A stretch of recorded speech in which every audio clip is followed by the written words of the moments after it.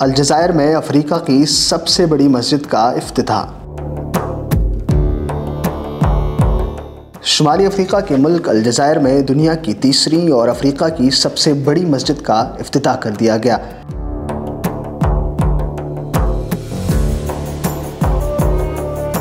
मस्जिद जामे अलजायर, मस्जिद उल हराम और मस्जिद नबवी के बाद दुनिया की तीसरी बड़ी मस्जिद है। मस्जिद का इफ्तिताह अलजायर के सदर अब्दुल मजीद तेबून ने किया। अलजायर की दारुल हुकूमत में बनाई गई इस अजीमुश्शान मस्जिद के मीनार 869 फुट बुलंद है, जो दुनिया के तवील तरीन मीनार है।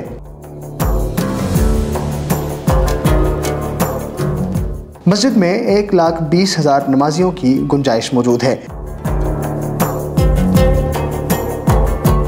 मस्जिद 70 एकड़ के रकबे पर तामीर की गई है। मस्जिद में हेलीकॉप्टर लैंडिंग के लिए हेलीपैड जबकि लाइब्रेरी भी बनाई गई है।